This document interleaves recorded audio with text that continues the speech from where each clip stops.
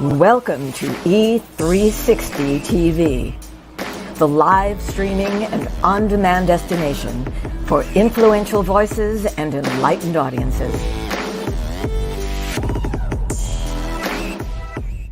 We offer trending, grassroots, and purpose-driven content across a diverse range of interests. E360 TV is more than just watching programs. We offer the ability to interact with live shows connecting audiences to real, authentic influencers and storytellers while streaming to millions of devices.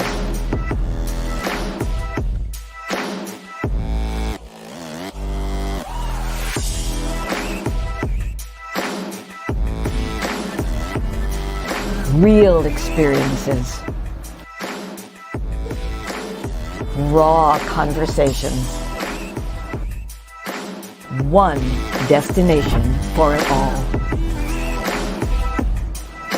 E360 TV.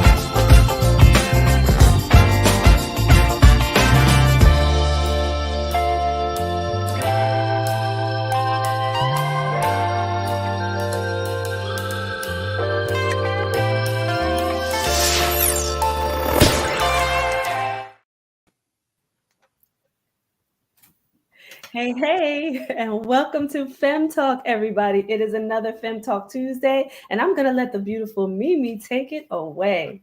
Hello. It is FEM Talk Tuesday out here. Hello. And we are excited, yay, about our guest tonight. And I can't wait to bring him on. It's a little personal for me tonight. So I'm excited that he's here with us. And we're going to start talking about, you know what time it is.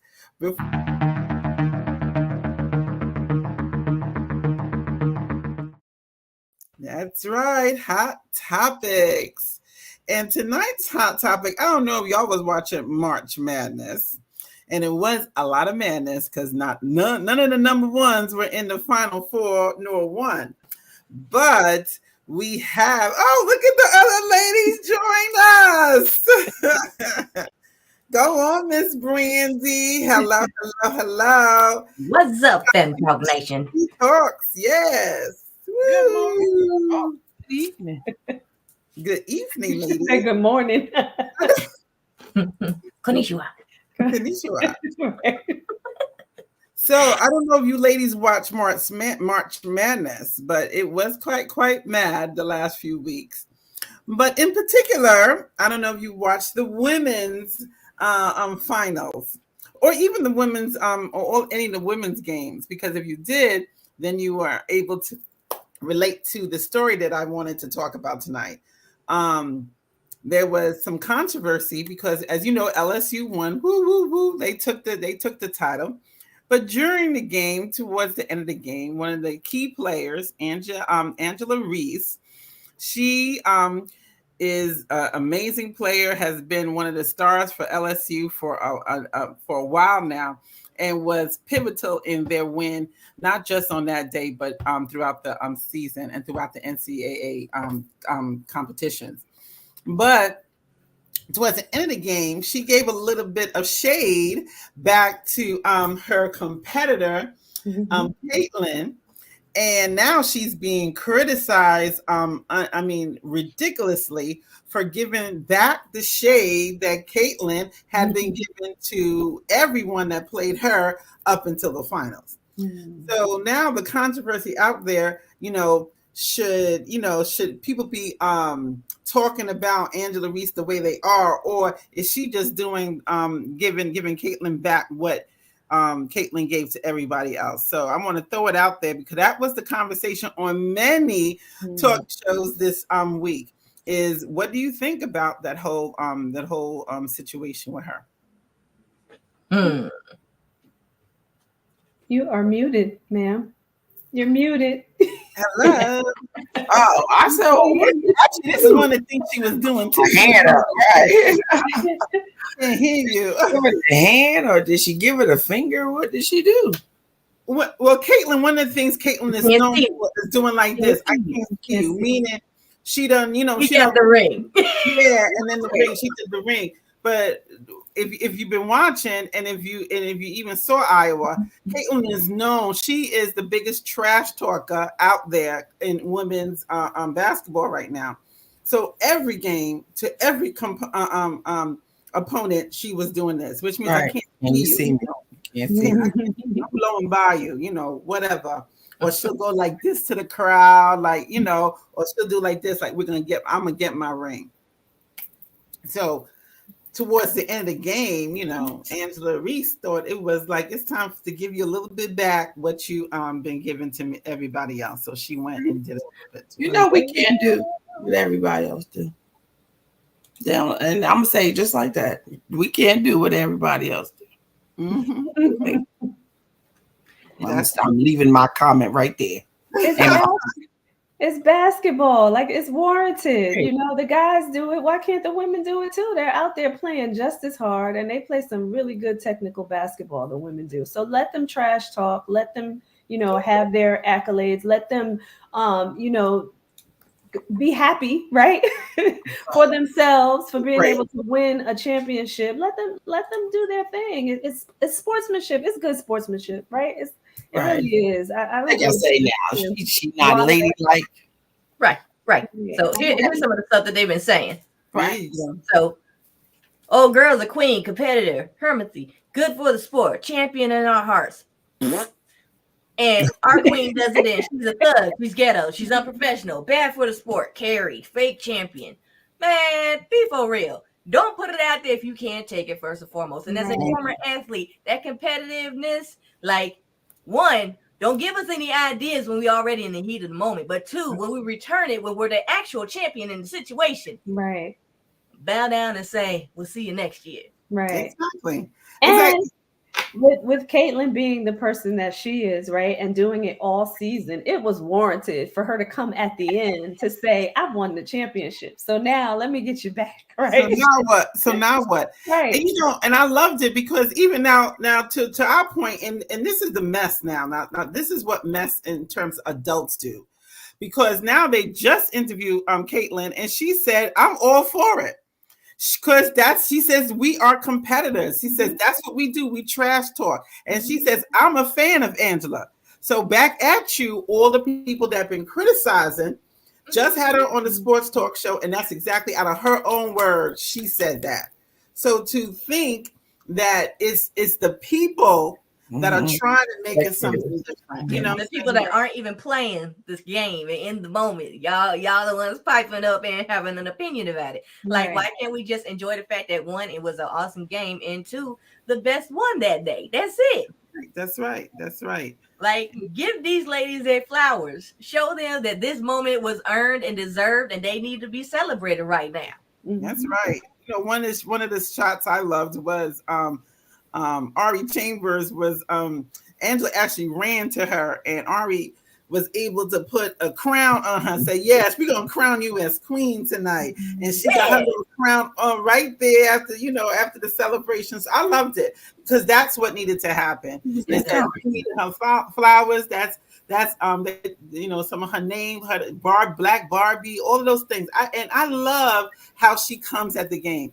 You know, these next generation of women basketball players, they coming with it all. They coming with their talent, they're coming with their athleticism, and they're coming with their lashes. Come on now. They got their weaves tight, they got their hair did up, and they got their faces beat, and they are playing the game. So I have nothing but love for these ladies. Nothing. Yes. Do the darn thing. Yes. Do the thing. So wow. I love it all. All right. Topic. Yes. So who do we have waiting backstage for us tonight? We have someone near and dear to me. Near and dear. We have Mr. Craig Simmons, owner and operator of On Point Auto Detailing. And I have been just I have to say I've been a fan in the background for Mr. Craig for a number of years. I've been his fan, I've been his cheerleader, and I am what you call a proud auntie at this point because I have seen this young man come from too much of nothing. And now he is doing his thing like a real businessman. And I would think his story, yes, give him his claps because, they talk about the Black men in this society. Right. And Craig has defied the odds and he has gone for it. So I thought his story needed to be said and said correctly. So we said, let's bring him on. So no further ado, I'm going to give the floor to my nephew, Mr. Craig Simmons. Thank you, ladies. Welcome. We are excited to have you on tonight, Craig, because like I said, you came from the non-traditional route as a business owner. But I think people need to hear that story because, there's a lot of people out there, young men, you have, your up and comers, and they need to know that you don't have to follow the society's recommendation of how you go about creating, wealth for your own life. So tell us a little bit, Craig, about tell us where you started at when it came to business. What did you do? Did you go to college? Did you take the traditional route, or where did you kind of get your start from? No, I actually didn't go to college. I actually got a start from just working at pretty much like dealerships.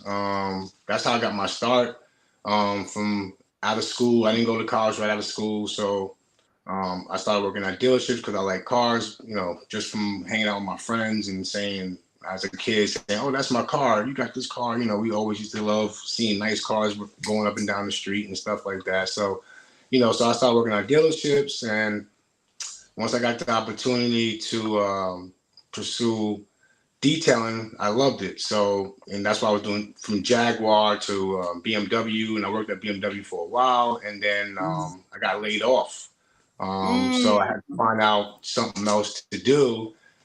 So I went to actually HVAC school, a totally different route from where I was at. And it's actually turned out to be a really good career. But over time, I needed a change in direction, instead of working for somebody else and on their time, I wasn't getting that much family time at home.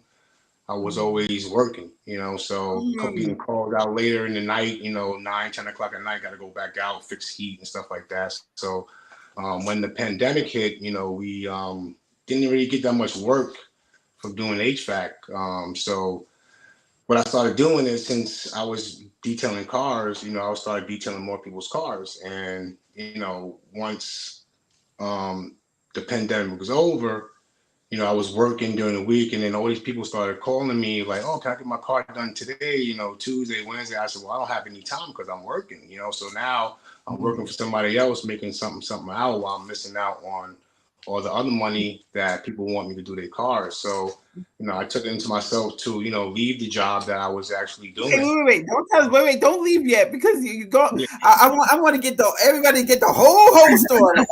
Now, but Craig, tell us about, because HVAC is something like back in the day, the trades used to be it. Then all of a sudden, nobody went into the trade.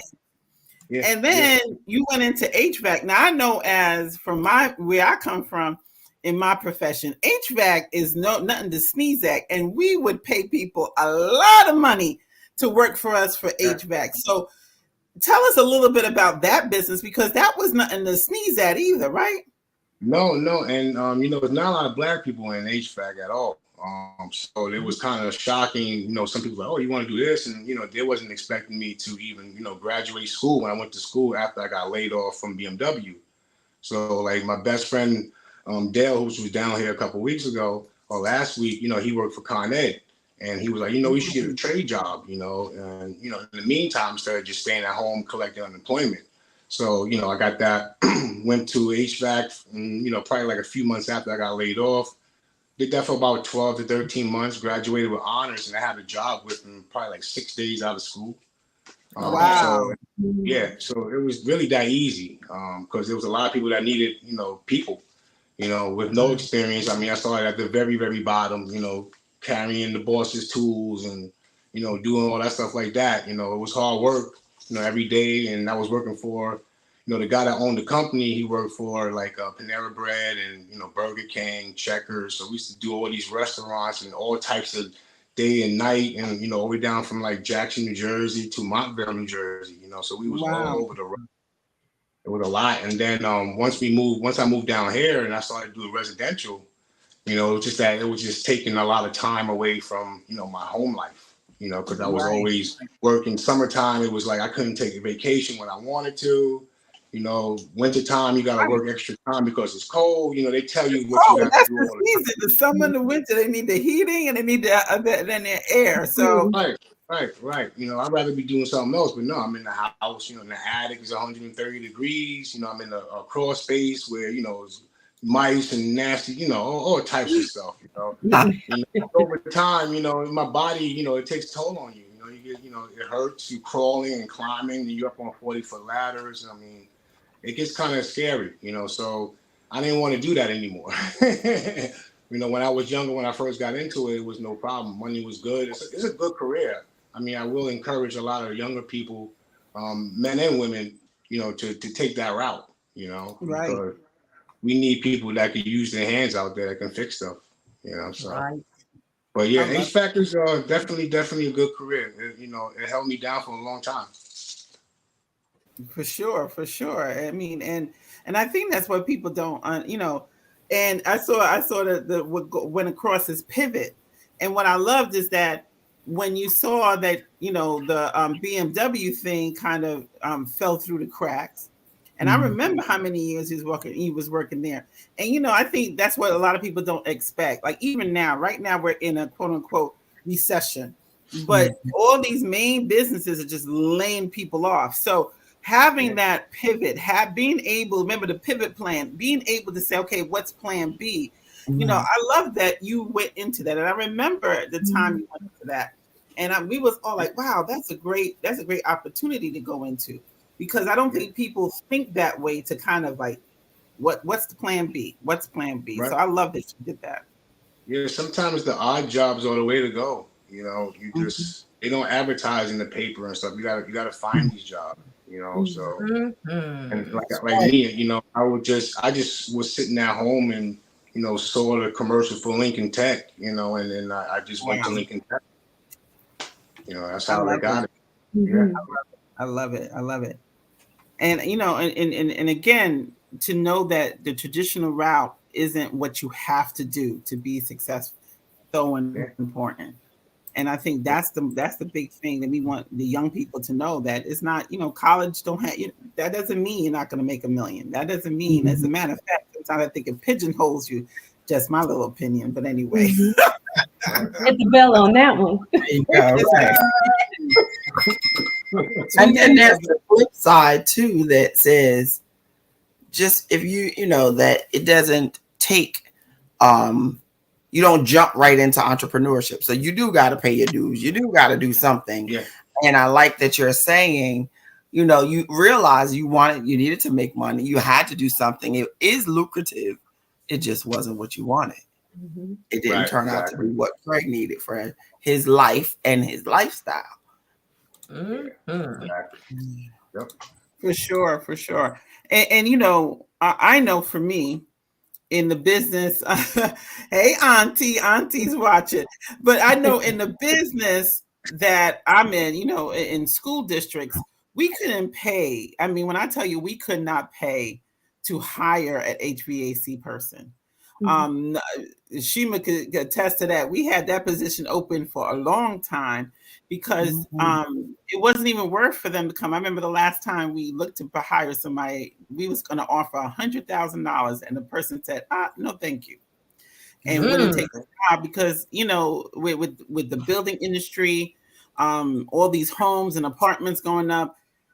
People with any trade, like Craig, HVAC, all that stuff, that's what people were making. And it, like to Craig's point, it's a lot of money in there. But tell us a little bit more about the next step you took, Craig. And how did you transition into, and Shima made a point, you didn't just jump into it. So tell us how you transitioned it. I can imagine that I know your wife. She wasn't just going to let you just quit the job. No. I always make sure I have something like a safety net to make sure that I can't just jump in there. I got to make sure I have something in the background that I can fall back on. So, which having the license for HVAC, if this doesn't prosper the way I want, I can always go back to go forward, So that's good. Wasn't really too stressed about it, but like my encouragement came from pretty much, my friends down here, a few of them are business owners, and they was like, one of my friends used to do security. He quit his job 6 years ago. He has a successful detail business that I actually work out of, so wow. I help him out in the winter time and he helps me out and stuff like that. He's the one that really encouraged me. My other friend owns a restaurant, another one owns a barbershop. So it's pretty, with the people surrounding you, you get that encouragement pretty easily, and tell us a little bit about that, because I think that's another piece that I know that making those connections, but even I know that those guys you just talked about, that's a support system. Tell us a little bit about that, because I know what they're feeding you is different than just the average homeboy. Right. I mean, just for me, I have the gift of gab, so like my friend Larry always tells me I'm like a salesman and stuff like that. I could pitch anything to anybody. And then my friend, Jimmy, he's always on me. He's like, he knows I do good work, so it's like, you should just go out there and do it on your own. What are you waiting for? Because, look at him, so it's like, and then even my friend, Ulysses, that owns the restaurant. He's like, you should have done this a long time ago. Like they're always pushing me. So it's like, it's kind of like peer pressure in a way, but in a good way. Like, go ahead, just take the jump, don't be scared. It's like going swimming for the first time, so you're gonna be okay, so it's not gonna be easy because they, that's, you don't expect it to be easy, so right. Yeah, so that's pretty much how it came to. And working for HVAC, and the job just got so sad with the changes. That's what pushed me out the door even more. So I kept on hearing them, hearing them people in the background in my head saying, go and do this, while at work was like just going downhill. So, I did my research and got my license and stuff like that, got my business license, and, I just took that leap of faith, and I think that was last year in March. So, but I had everything up and running since 2020, with the name, but I was still working for a company until I was able to get out of that and work my way in, detailing. I mean, and tell us a little about that. So you started it, so it was your side hustle for a long time, right? Yeah. So It was my side hustle for a while. Yeah. It was my side hustle for a while. Say again?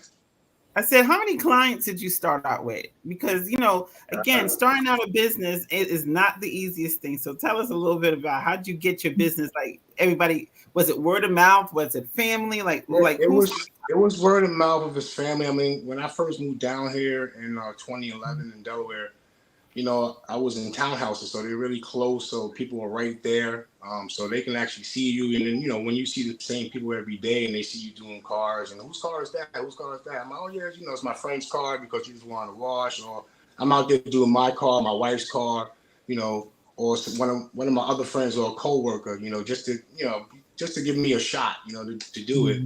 And I started doing a lot of people in my neighborhood at first, and then I told people about my job, and then sometimes people at my job or the bosses, they want their cars. I mean, they got the nice cars, the Range Rovers. They don't want to take them to the car wash. So, I drive my car out of my car all the way up there, and I was doing all that.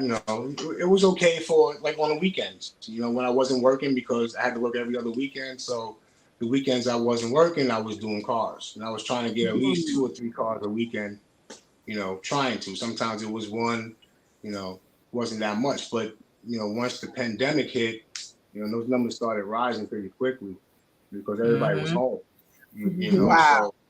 So yeah. So you know what? I want to make a point of what he just said, because with people who have been mentored and coached in different ways here, you got to have a plan, you have to have structure. But what he said was a plan, was structure. He said, I want to make sure I have this amount of cars this upcoming weekend because I don't have to work at this other job. Mm-hmm. So I want to make sure that people are hearing that, because it doesn't sound like the structured statement saying write out your plan, put your dates, put how many. He's saying that was his plan. Whether it was written out or not, it was up here. Mm-hmm. His goal was to have more cars. Mm-hmm. I like that. Right. Keep going. And that that's a good point, because in any profession, right, you should have some numbers attached to what it is that you want to do, whether it's clients and customers. There should be a number attached to that. I need X amount of clients or customers to get to X amount of number where I want to be. So yeah, great point. I wanted to ask you too, because you talked about you can always go back to move forward. But I want to talk a little bit about the mindset that you have, right? Because you never stopped the detailing, you never gave up on it. So talk about the mindset that it takes to understand that I can go back to HVAC, I can go back to, car dealerships, but I'm still going to continue to press forward in my own business. That's right. Right. I mean, like, to me, I like to have a lot of stuff under my belt, as I say. So the more I know, the more jobs I can always do. If I don't have to be doing cars every day, I can still do HVAC on the side, which I do. I was at a customer's house yesterday fixing their heat. So I don't have to do one thing all the time. I could do both. And that's one of the reasons why I decided to do the detailing on my own, because I think I knew enough in HVAC. I didn't want to go any higher than what I was at. So I said, this is good enough for me to do on the side. I got all the tools I need, in my garage. I don't have to worry about it. And so I started just buying equipment for HVAC. I mean, not for HVAC, for detailing in the meantime, just saving up stuff while I was still working. And at the same time, I was still getting stuff since I left one of the jobs and started a new job since I moved to Middletown. I got a lot of equipment for free. So, I got, stuff like that I could keep, and that's for HVAC. So I got parts and stuff like that. So I have, pretty well stocked for the future right now. But as far as HVAC though, once I had a plan, once going into the second job, I did have a plan saying that, well, in March, I'm going to, just stop everything, buy a truck. My friend already had the equipment for me, Jimmy. He helps me out so much. And this is one of the reasons why I made it so far, so quickly. And he's one of the reasons, and he's one of my backbone. So he helped me out with the truck. He helped me out with the equipment. And I even do some of his customers, when they can't make it down, hey, I'll just drive to them, So now the convenience of it all, and like I said, with the pandemic, everybody wants convenience, because everybody's home. So They're not leaving. They got the kids. They can't do this. So I was like, hey, I just come to you. It makes it so much easier. But oh, you could do that. So, and then once they see me out there, I always hand out my card. Somebody always comes to me and says something. Hey, I didn't, you got any cards? And thing, yes, And then when I show up to their house after they make an appointment, they're like, oh, the water's here, the electric's here. I'm like, oh, I don't need that. I got everything in the truck. So they really, really impressed by it. And then, the whole block knows within 2 days after that. So I got a question. How long did it take you to realize you needed to keep cards on you at all times?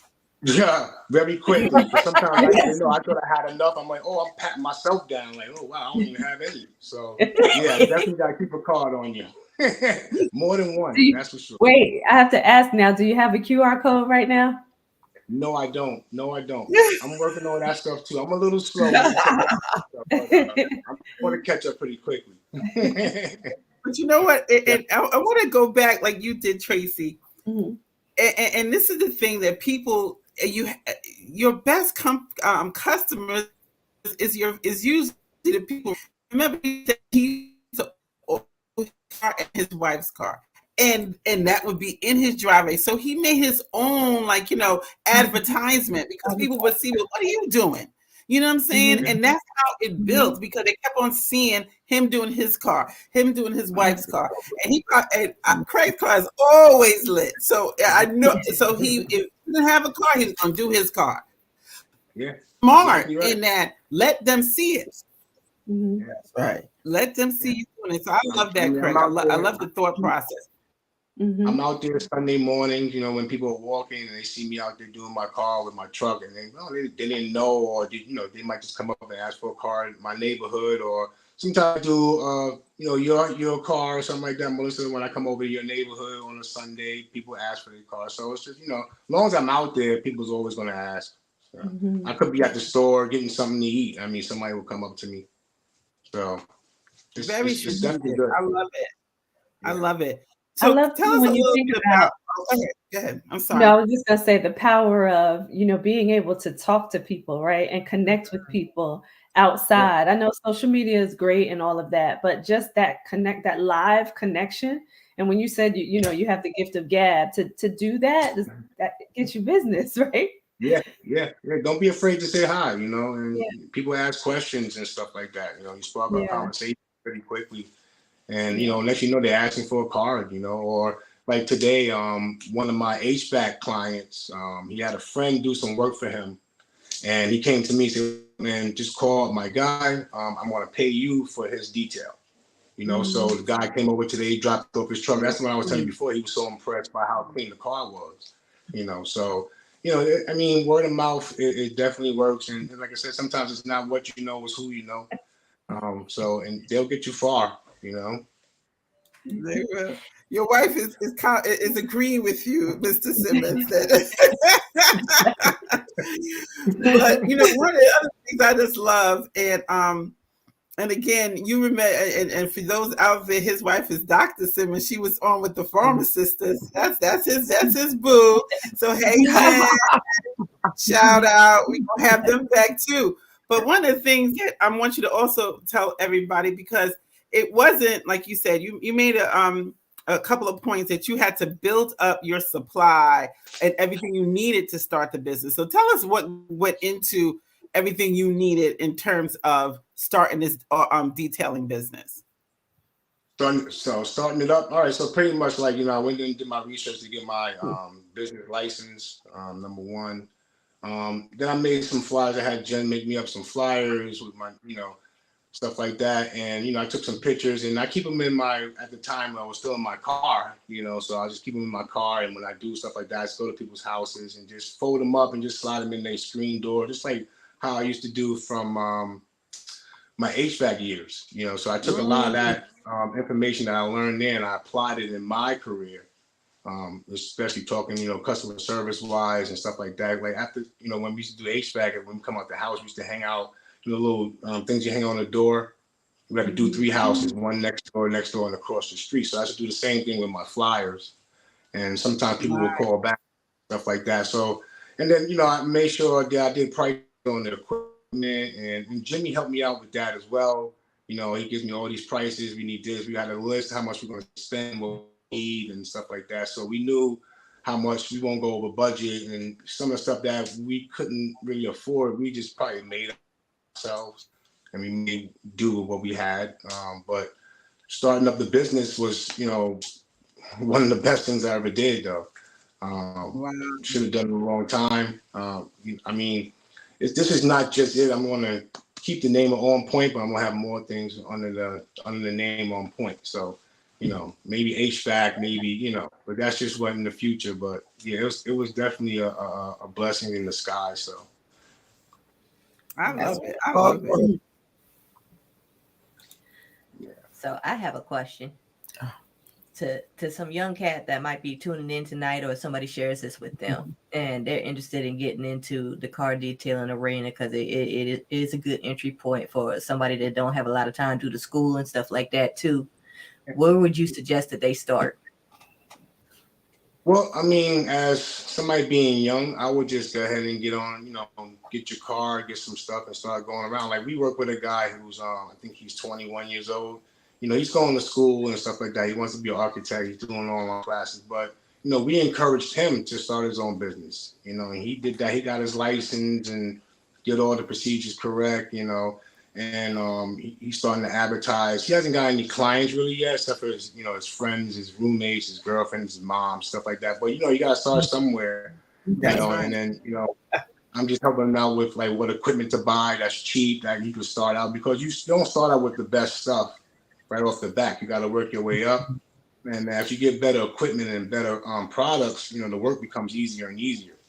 And then the work actually speaks for itself. But you know, you really do got to know what you're doing. It's not as easy as it seems. People think like, oh, that's too expensive and stuff like that. You know, it's only a car wash. I'm like, well, I'm not a car washer. You know, I don't wash cars. You know, I detail. That's right.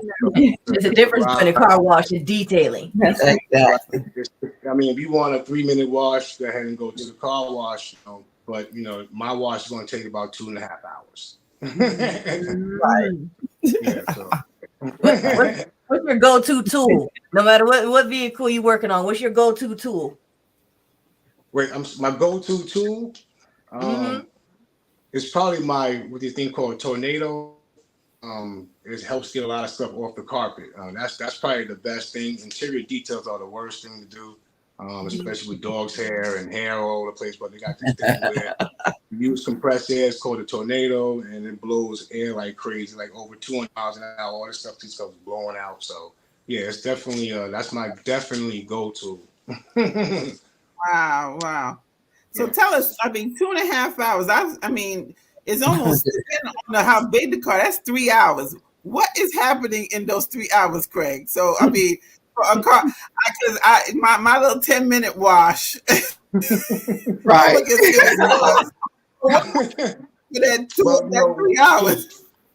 Well, what goes on? I touch every part of the car, from the front to the back, to the tailpipe. You know, it's from everywhere: inside, glove box, armrests. You know, every corner of the car. So it's a lot of work, and you know, the dirtier the car, the longer it would take. Obviously, but you know, average time is about 2.5 hours for a basic car, and then I can take my time on it when it's really not that bad. Now, it's really bad, it's going to be a little bit extra more money, and it's going to be a little bit extra time. But yeah, I touch everything from the front to the back. That's why it takes so long. Under the wheel wells, I mean, the wheels, everything. You know, your door jam, all that stuff. So that's why it takes some time. It's not like, you know, when you just drive up to, you know, Tommy's car wash, you drive through and you still got to drive your own car. I mean, that's just, come on. You know. Oh, dang. You just reminded me. You pay $20, you drive it through, and you got to drive it and vacuum it still. Like, holy cow. Yeah, do your own stuff, right? You got to get out the car and stay home and do it. You know, water still dripping down the windows. Evergreen Stream. Evergreen Stream. I'm gonna tell you something. That's one of my guilty pleasures. Watching detailed videos on YouTube. Get out of here. Like I will watch a dude go claim a car that's been sitting in the field for 2-3 years and make that thing look spitting, shining new. I'm like, I love it. I watch it. I mean, there's a couple people that I follow, actually a few, and then I mean I use what I see on there, and I buy some of the same equipment, and it helps. So we all one big community out here. So it's enough money for everybody. It's a lot of people. It's a lot of cars. We don't fight with each other. I'm the best detail. I'm the best. We don't do that. We all work together. We encourage more people to come aboard. And I mean it's fun. You get to do what you want. You get to make your own hours. I mean, once, like I said, with work, once before I jumped into do more business, once I discovered I could make more money in a week in 2 days than I was making that HVAC. So it was like it was a no-brainer at that point. Oh dang. Yeah. And I like that you get. I'm telling you, I like this side of it because you're giving them both. You're giving them the nuggets, and then you're giving them real. Look, I made 2 days worth of work, and I only worked 2 days, as opposed to 7. They need to hear. They need to hear it's hard work and it's 3 hours, but it's worth it. And we encourage each other. We have fun. But yeah. I mean, I love it. It's my hobby. It's my pleasure. I love what I do now. I couldn't say that before. So I mean, like I said, I encourage a lot of people to join on. I mean, it's I can't say fun. It's just like a passion, like I said, or a hobby. I get focused. My music. I just go ahead and start cleaning cars. So. There you go. That's great. I love it. But I still fix the HVAC too, so don't get it twisted. Someone gotta fund your dreams. Hey, sometimes we gotta keep certain jobs so they can keep paying the dream. Look, that's what was coming up for me. Making your coin. No, I was saying that's what was coming up for me because God He said, use what you have. Something you got to use what you have until you can do it completely. Yeah. Play the cards that you got dealt with. But it's the craziest things. A lot of us don't realize that the things that we love, if we concentrate hard enough and tap into the resources that are around us, can be turned into the thing that we live off of full time.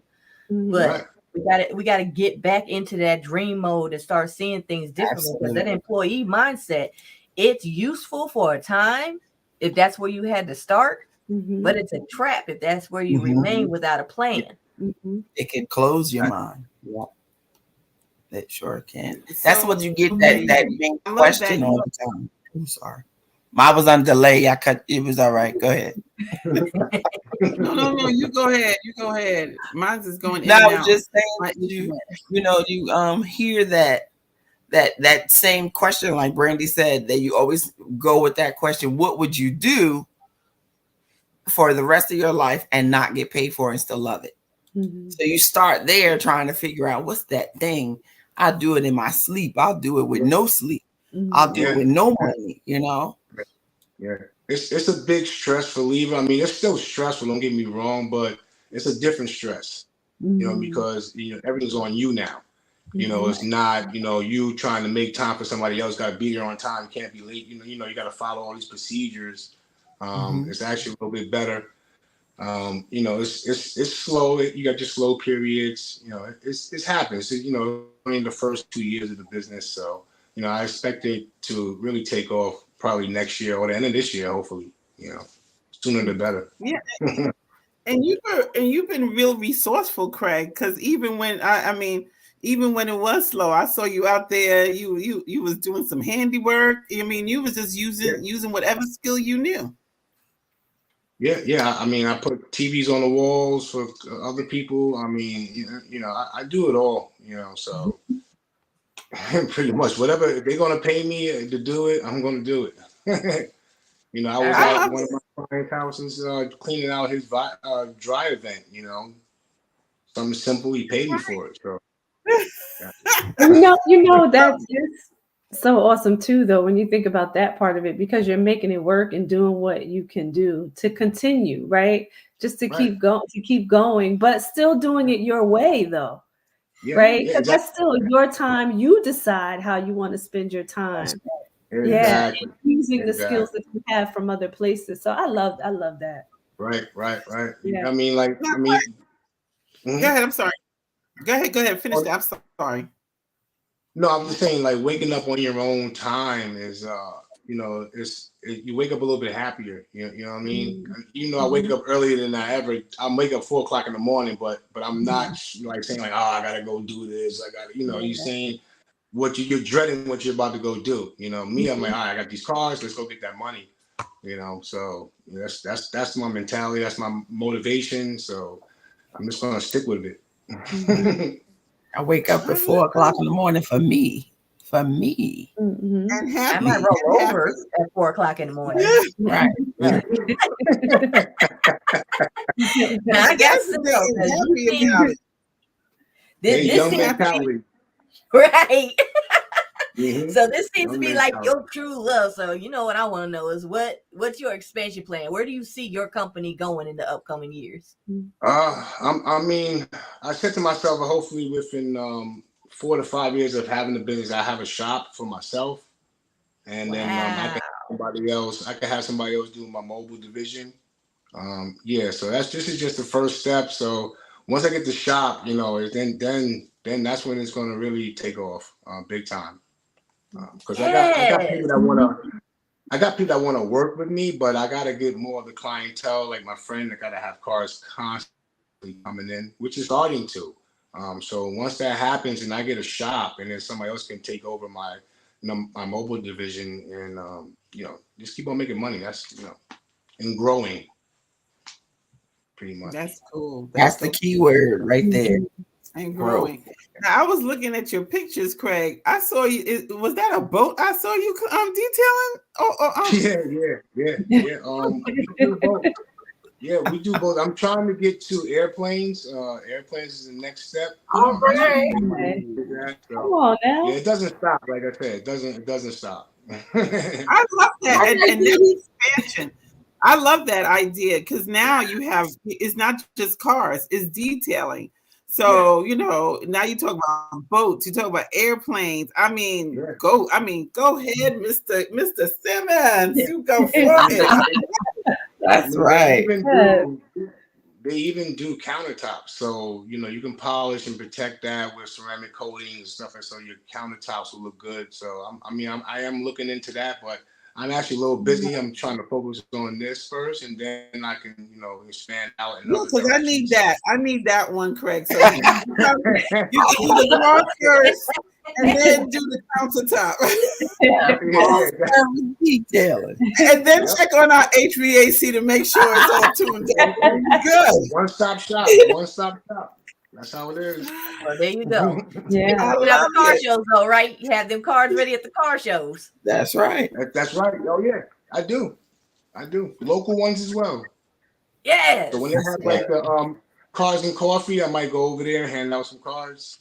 Yeah. Stuff like that. So yeah, that's because it's more local. So I know they definitely gonna call. Like I know somebody who's the head of the club down here. I did his car, so it's a few people. That I'm working on. And it's car show season too. Ooh, you better dress up, son. Yeah. And the further down I didn't see those that much in New Jersey, but as you start to go more south, right? You see them a lot more. Like down here in Charlotte, I think we have one every weekend, spring, summertime. It's car show somewhere, like in a shopping center. Like they're always happening. Yeah.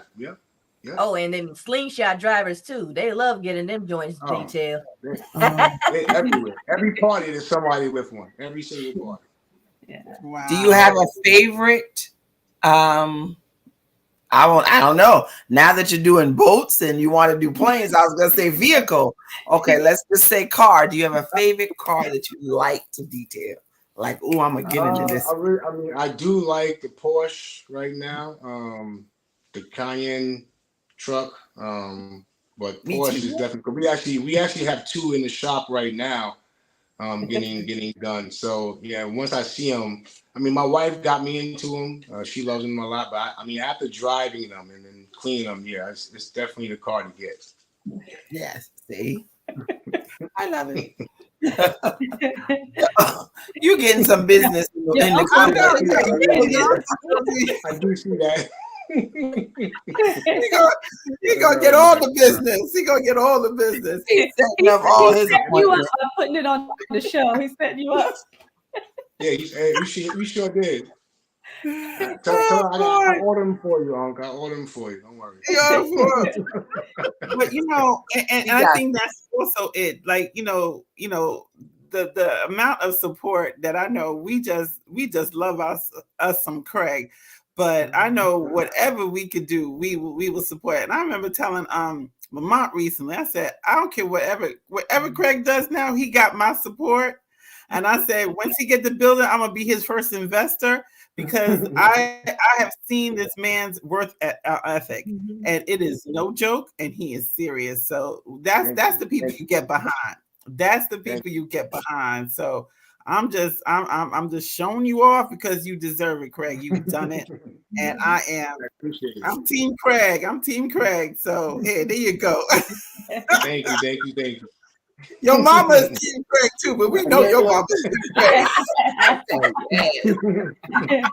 Hey, Jamie, that's right. We all team. Look, Jamie, Team Craig. We all Team Craig.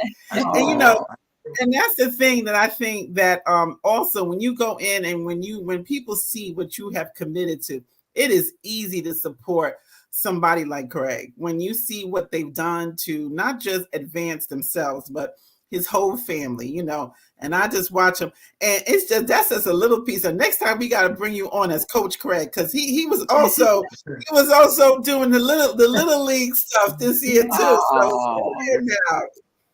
Yeah, that's right. Coach flag football. Yep. Yep. So he did that too. That's my second passion. That's my other passion there. Football. And his team went undefeated. Was that okay? So I'm going off topic now. But anyway, that's okay. That's just another avenue. Because what do you say? One of the good things you say to those kids that motivates them and makes them feel like they could do anything. Drop one of those nuggets on us. Go ahead, Craig. Tell us. What motivates the kids? I just, you know what? Because I keep it real with them. To tell you the truth, I don't dilly-dally around. I give them facts, and then they look up to me. I guess I'm just that person they like to look up to. I just, positive. Keep the negative out of my life. Just keep on positive thinking, and kids love that. I mean, even the kids here across the street, they come here. My best friend's kids I haven't seen in years. They love me. I mean. Even when I was at your church, Melissa, we used to do the mentors. I mean, I always like giving back. I always want to see somebody, especially younger than me, do better or do as well. So that's right. Yeah, that's awesome. I love that. I mean, we're at the end of it, and I want to leave us with one more thing about your business and what if you had to. I'll give you a person, your nephew CJ, he's there, and if you had to tell him something about how to go about, his next level in life, what kind of nugget would you drop on him? Man, that's tough. Well, I mean, when you're at that age, you get a little lazy, because I was the same way. I wasn't thinking about owning anything or where I was going to be at in 5 years at that age. But time does change me, and it will change him as well. But I will tell him to, start moving forward, in something, and then like I said, if I could have done this when I was in my 20s, if I wouldn't have done this in my 20s, I've been way more successful now. I could be retiring now, so I mean, that's why I want them to look up to me and see me doing this now, because they can do it now at that age. That's right. You don't have to wait until you're in your 30s or even me 40s, to make a move. And I didn't want to make the move, and I said I'm too old, and then like I said, my friends, my encouragement, saying, "No, what are you talking about? People, you could just start a business at any age." You know what I mean? So, and I'm still young. I'm still younger than what I am. So I was like, you know what? Let's just take that step. But as talking to younger kids and your son in particular, but I was like, I always do. I say, look, you gotta start moving forward. You know what I mean? Because that's the words that you need to hear more. You know, because you don't tell nobody that, they're gonna keep on doing what they're doing. You know, like, because nobody notices it. You know, once somebody notices what you're doing, you gotta get up and you gotta do something else. It's not gonna work. You know, time goes by. Man, I thought, you know, 30 was the key. I was like, oh, I plan for 30, not for 45, you know. So, you know, that, you know, growing up back in my day, we wasn't supposed to make it to 25. So say that. Conversation about that at a later date now. Right. right. That's another show right there. Right. That's I didn't want to be a 30-year-old bum. So, you know, I got off my butt and, you know, started working. You know, I didn't finish school. I had no education. You know, I went back, got my education, and, you know, I just started working. And dealerships helped me get there. And lucky, you know, I was a people person. I could talk to people, and it just, you know, just happened that way for me. That's the way he had it planned, you know. That's right. That's right. That's right. Now, Craig, you preaching. Yes. Closed out. He said that's the way he had it planned. That's Wait, right. I don't have a gavel. I was looking for the gavel. We unfortunately, Craig, have to end the show now, but this has been absolutely amazing. We want you to come back on and talk to the youth because, you know, I just heard so much more there. So yes. we're going to do another show. That side of your life. Yeah, for sure. Especially because talking to the young men. So just stay tuned because we need you to come back. Everybody out there, we thank you. We thank you, Craig, for coming on and sharing and just being so real about, you know, how you started and where you are. Everybody, we love you. We thank you for being here. And we will see you again next Tuesday evening at 8:30 p.m. Join us here on FEM Talk. Thank you.